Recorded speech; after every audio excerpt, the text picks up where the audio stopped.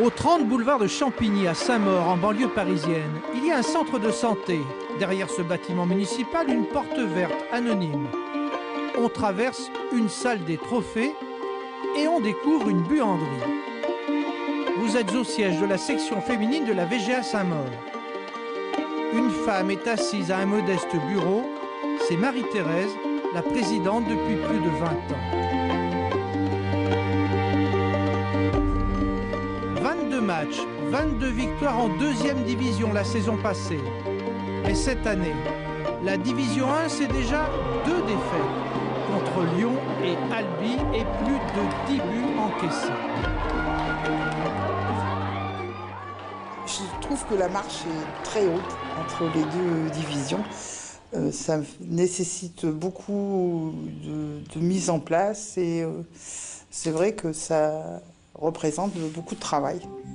Aujourd'hui, la VGA Saint-Maur n'a pas perdu sa bonne humeur. Et même pour 200 € seulement par match gagné, ces filles-là vont s'accrocher à l'élite. On est là avec les tours du monde, hein. Quand on joue des Lions, des PSG, si on n'est pas solidaire, c'est une équipe qui ne tient pas, quoi. Toujours amateurs, Coralie, Marianne ou Mélodie font des doubles journées. Beaucoup se lèvent à 6 h le matin, vont travailler, arrivent à 19 h ici pour l'entraînement à 20 h, rentrent chez soi à 23 h. Donc les journées sont longues.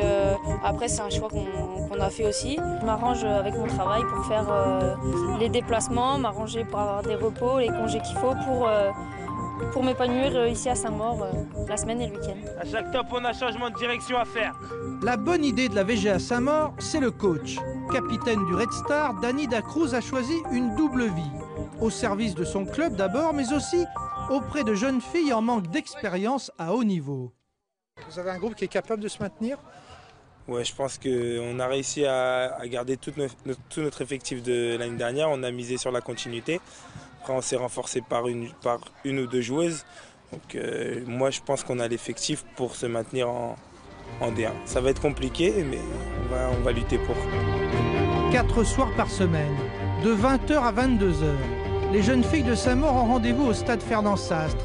C'est là qu'elles vont souffrir, apprendre et progresser. C'est là que Marie-Thérèse va leur claquer la bise, comme il y a 20 ans.